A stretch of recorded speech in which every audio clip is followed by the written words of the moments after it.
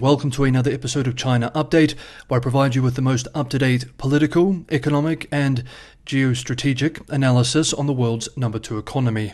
My name is Tony. Let's jump in. Okay, happy Saturday, everybody. To those who celebrate it, Merry Christmas. I hope you have a wonderful Christmas, everyone, and for those who don't, happy holidays. I wish you all the best, and I hope that you're with your friends and family over this period. There is a video going up today, Saturday. There's also an extra video tomorrow on Sunday, and then on Christmas Day, this coming Monday, there will be no video. Let's begin today's video with the economy, and first up we have a big development. Yesterday, Friday, China's National Press and Publication Administration released a draft regulation on online games management to solicit public opinion, which mentioned that online games should not contain content that, quote, leak state secrets, endanger national security, or damage national honor and interests, or induce minors to imitate behaviors that violate social morality and the law, end quote. The devil is very much in the details, however. Analysts were quick to conclude that the new rules will effectively set spending limits for online games. Players' rewards for logging in every day have been banned, as well as other common incentive mechanisms in online games. The new rules also reflect Beijing's concerns over user data, requiring game publishers to store their servers within China. The sweeping regulations have rocked the world's biggest gaming market, suggesting Beijing is getting ready to launch another crackdown on the industry, and capital markets reacted very quickly, wiping out roughly $58 billion of Tencent Holding Limited's value alone. Shares in Tencent Holdings, the world's biggest gaming company, plunged as much as 16% during trading in Hong Kong yesterday, Friday. NetEase, its closest rival, plunged as much as 25%. The Hang Seng Index in Hong Kong closed down 1.69% on Friday, while the Hang Seng Tech Index dropped 4.37%. Within a few hours of the news, Chinese tech stocks saw losses of over $80 billion. What caused the market bloodbath wasn't so much the regulations per se, but the shock that the crackdown, which investors thought was over, may be back for another round. Stephen Long, executive director at UOB Kay Hian in Hong Kong, expressed on the news, quote, "It's not necessarily the regulation itself, it's the policy risk that's too high," end quote. Adding, quote, "People thought that this kind of risk should have been over and had started to look at fundamentals again. It hurts confidence a lot," end quote. We remember that Beijing launched a tough crackdown on gaming in 2021 and 2022, smashing revenues and capital evaluations. The Chinese gaming industry, the world's biggest, didn't return to growth until this year, as domestic revenue rose 13% to 303 billion yuan, $42.6 billion.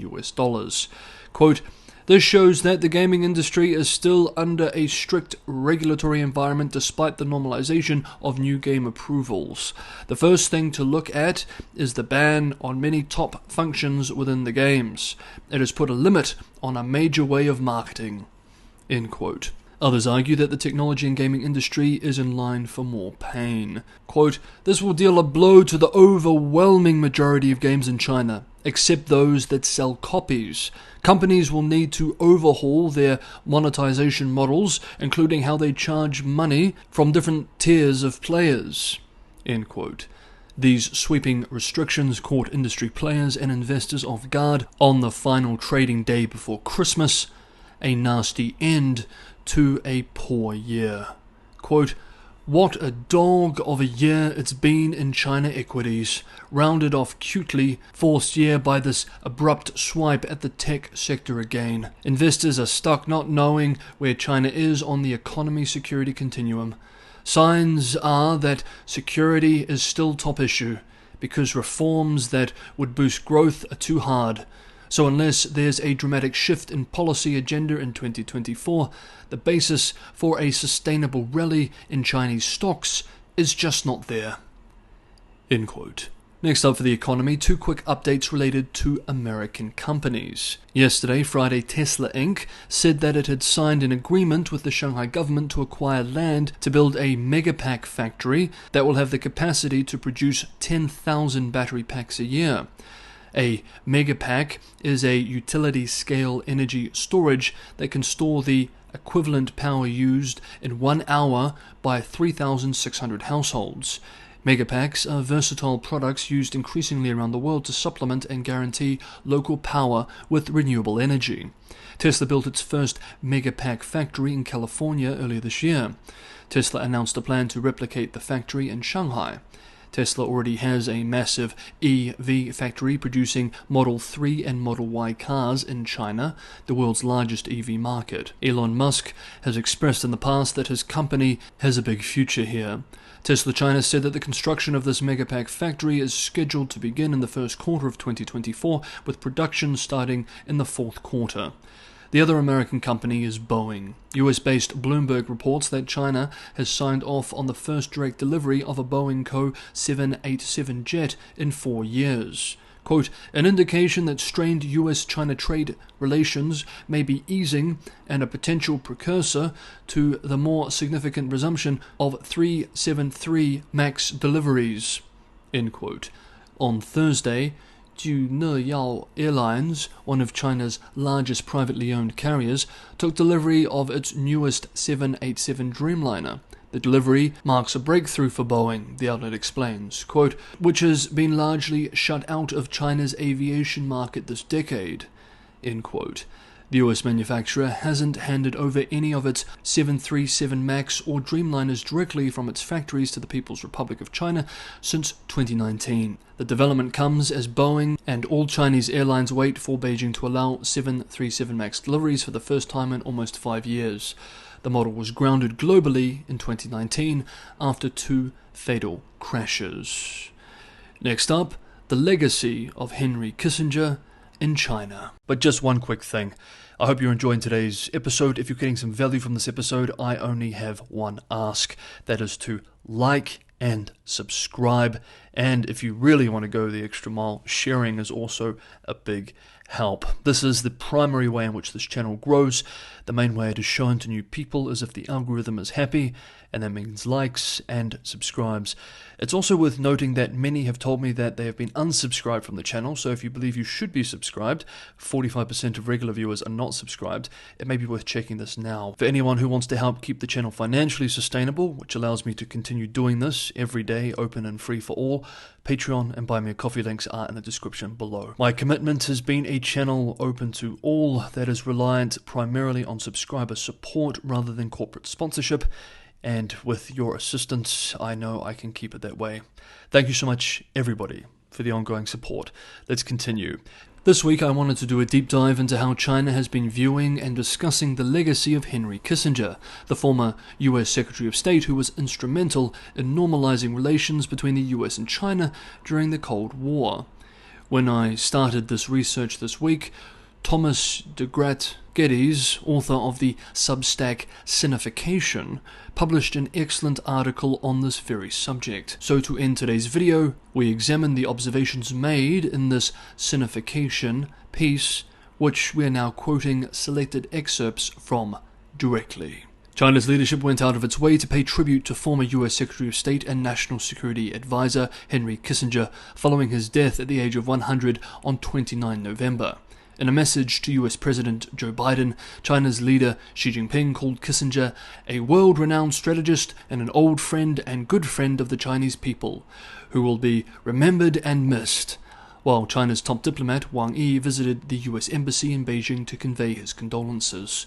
Cynics may view this as testimony to Kissinger's transactional relationship with Beijing, access to the highest echelons of power in return for praise, moderation, and no crossing of any red lines.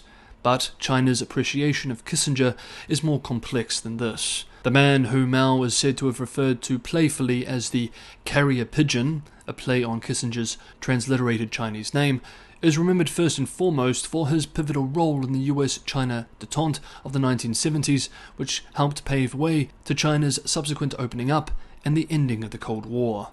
This alone could have been enough to guarantee his status as an old friend of China. As the Chinese saying goes, he who drinks the water of a well should not forget who dug it. His brilliance lay in the fact that he would start clearly from the US's standpoint, but would give us the impression that he was acting on China's behalf when resolving issues with the goal of safeguarding the overall US-China relationship, remembers Wang Jisi, a distinguished international relations scholar and founding president of Peking University's Institute of International and Strategic Studies. He was a type of scholar official that many of China's establishment intellectuals and officials respected, if not looked up to. I have basically read all his books, remarks Zhang Yongnian, director of the Institute for International Affairs at the Chinese University of Hong Kong. Although Chinese state-run media have been loath to criticize him, Kissinger's failings and alleged war crimes did not go unnoted among Chinese scholars.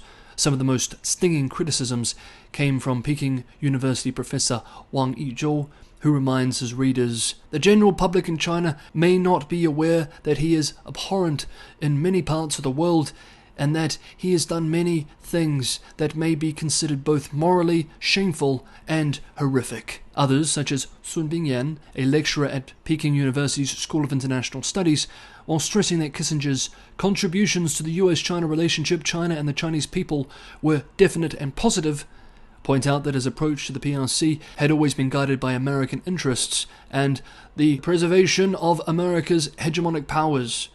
However, what distinguished him from America's current foreign policy, Sun adds, is that he put less emphasis on values and ideological differences.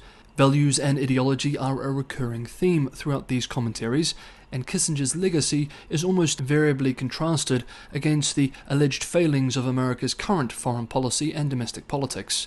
The US no longer possesses enough Kissinger-like wisdom, regrets Wu Xinbo, director of Fudan University's Institute of International Studies. Kissinger was always able to keep the big picture in mind and think pragmatically about the issues at hand, he says.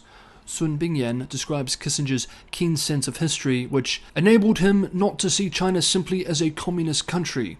Unlike others in the US, he was able to look at issues from a Chinese perspective, not just from an American one, remarks Zhang Yongnian. Praise for Kissinger was therefore also a way of voicing China's long-held dissatisfaction with America. One commentator, signed by Zhang's Strategy and Security Research Team at the Chinese University of Hong Kong, went so far as to call on the US to return urgently to Kissinger's tradition of Machiavellian diplomacy. Unlike in the West, where Kissinger's realist credentials have been questioned, Shi Yihong, a highly respected professor of international relations at Renmin University of China, is unequivocal when describing Kissinger as a classical realist, willing to make unrighteous decisions and commit immoral deeds for the greater good of the nation. The reality of international politics is that state relations is still largely dominated by realist thinking, and China is no exception, observes Zhao Huashang, a leading Russia expert. Peking University's Wang Jisi says, quote, in China, elites and ordinary people alike generally view international politics as a struggle for power and material interests. End quote. Okay, that is today's episode of China Update. I will see you all tomorrow. Once again, I wish you a great weekend and a very Merry Christmas for those who celebrate it. Happy holidays, everybody. I'll see you all tomorrow.